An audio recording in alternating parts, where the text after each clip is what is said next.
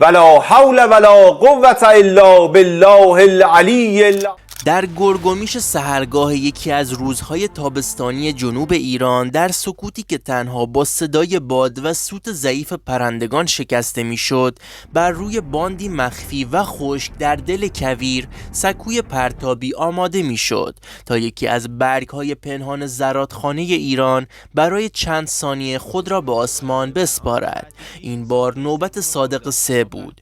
موشکی کوتاه برد، چابک، دقیق و نماد تفکری که طی دهه‌ها در دل صنایع دفاعی ایران ریشه دوانده است.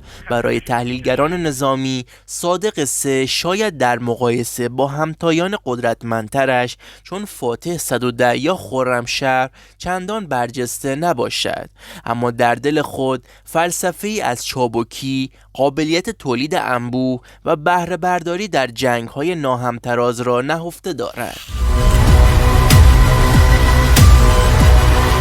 موشک صادق 3 در اصل نسخه ارتقا یافته از نسل اولیه راکت‌های توپخانه‌ای فجر و راکت‌های خانواده نزاق بود که ایران در دهه 80 شمسی به سراغ ارتقاء دقت، برد و پایداری آنها رفت. همانطور که ایران تجربه نبردهای نیابتی را در دل منطقه غرب آسیا بیشتر لمس می‌کرد، نیاز به یک راکت یا موشک دقیق با برد متوسط و آماده شلیک سریع در محیط‌های سخت و شرایط جنگ‌های چریکی بیش از پیش احساس می‌شد.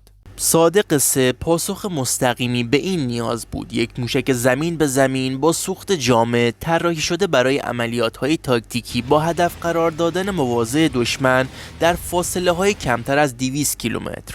این موشک با توجه به طراحی ساده، هزینه پایین تولید و نیاز کم به نگهداری به راحتی در حجم بالا تولید می‌شود و برای نیروهای زمینی سپاه پاسداران و ارتش به ابزاری ایدئال برای عملیات در مناطق صعب العبور تبدیل شده است. موشک صادق 3 از یک موتور سوخت جامد با توان پیشرانش بالا بهره می برد که آن را قادر می سازد با سرعتی نزدیک به 3 ماخ حرکت کند.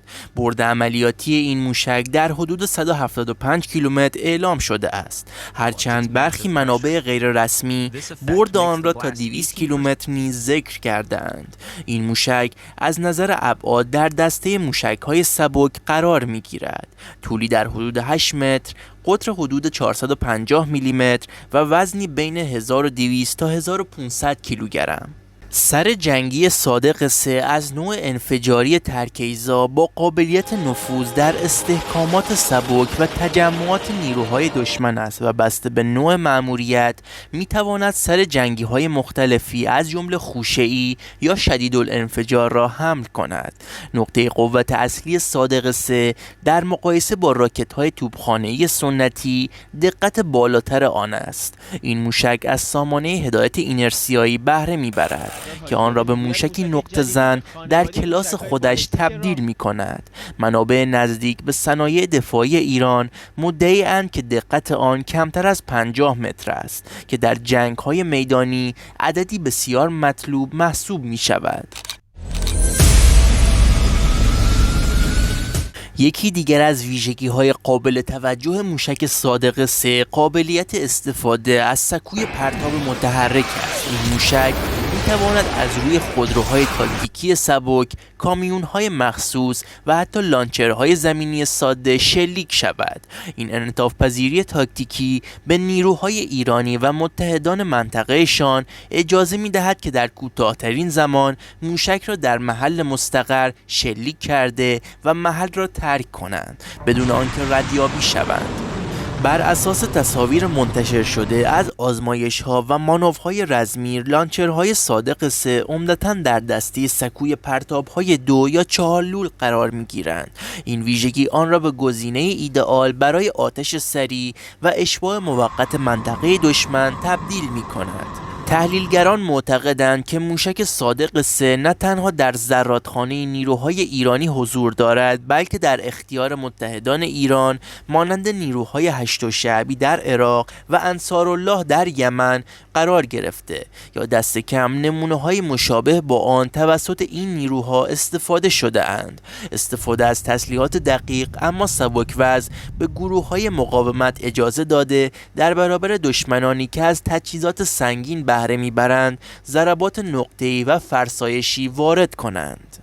در سالهای اخیر تصاویر ماهواره‌ای از برخی پایگاه‌های شبه نظامیان در سوریه و عراق نشان از استفاده از موشک‌های با ابعاد و ویژگی‌های نزدیک به صادق 3 داشته است. حتی در برخی حملات دقیق به مواضع داعش یا کاروان‌های نظامی آمریکا احتمال داده شد که از موشک‌های با ویژگی مشابه استفاده شده است. به همین دلیل صادق 3 را باید بخشی از دکترین سایه جمهوری اسلامی ایران در خاورمیانه دانست. با وجود تحریم‌های شدید، ایران توانسته است با تکیه بر دانش بومی صادق 3 را در مقیاس بالا تولید کند. برخی گزارش‌ها از ایجاد خط مونتاژ این موشک در کشورهایی مانند سوریه یا حتی یمن خبر می‌دهند، جایی که ایران سعی کرده است با انتقال فناوری متحدان خود را مستقل‌تر کند. این امر چالشی جدی برای دشمنان منطقه‌ای ایران ایجاد کرده است، چرا که مقابله با یک موشک نقطه زن سریع و چابک که قابلیت جابجایی مخفیانه دارد کار آسانی نیست.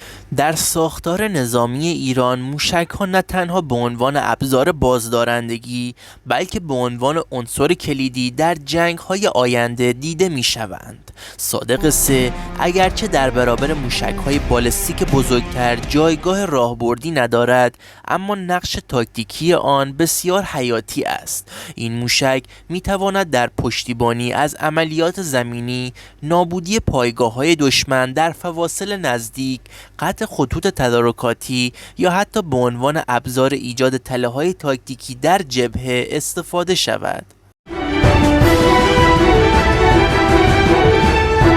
از سوی دیگر با توجه به افزایش تمرکز ایران بر پهپادها و تسلیحات هوشمند، ترکیب موشک‌هایی مانند صادق 3 با اطلاعات لحظه‌ای پهپادهای شناسایی می‌تواند ضرباتی دقیق و ویرانگر به دشمن وارد کند. در مانورهای اخیر سپاه این تاکتیک به صورت عملی تمرین شده و نتایج آن رضایت بخش بوده است. گزارش‌هایی وجود دارد که ایران در حال توسعه نسخه‌های پیشرفته‌تر از صادق 3 با قابلیت هدایت ماهواره‌ای و افزایش دقت به زیر 10 متر است. همچنین تلاش‌هایی برای نصب سر جنگی‌های هوشمند، قابلیت انفجار در ارتفاع و حتی کنترل لحظه‌ای مسیر توسط اپراتور در دست انجام است. اگر این بهبودها نهایی شود، صادق 3 می‌تواند به یکی از دقیق‌ترین و چابکترین تسلیحات تاکتیکی منطقه تبدیل شود. همچنین احتمال می‌رود در آینده نسخه از این موشک با توان درگیری هوا به زمین برای پهپادهای سنگین ایرانی نیز طراحی شود، به طوری که از طریق سامانه‌های پرتاب هوایی نیز قابل استفاده باشد. موشک صادق 3 نمادی از فلسفه دفاعی ایران در دهه اخیر است. تولید تسلیحات دقیق، مقرون به صرفه و متناسب با محیط عملیاتی غرب آسیا. این موشک نه تنها توان ایران در جنگ‌های آینده را ارتقا می‌دهد، بلکه قابلیت پشتیبانی از نیروهای نیابتی در میدان‌های نبرد مختلف را به شکل مؤثری افزایش داده است. در زمانی که قدرت‌های بزرگ جهانی بر تسلیحات گران قیمت و پیچیده متمرکز شده اند، ایران با تولید سیستم‌هایی مانند صادق 3 راهی متفاوت اما مؤثر را انتخاب کرده است. این موشک شاید در ظاهر ساده باشد، اما در میدان جنگ میتواند تعادل را به نفع آن که از آن بهره میبرد تغییر دهد و این همان جایی است که تکنولوژی ساده اما مؤثر به یک ابزار تغییر بازی تبدیل می شود. تیم متجاوز صهیونیستی با وجود برخورداری از اگر به هر نوع ویدیوهای دانستنی نظامی علاقه‌مند هستید توی کامنت ها بنویسید تا براتون منتشر کنیم. با تشکر از همراهی شما.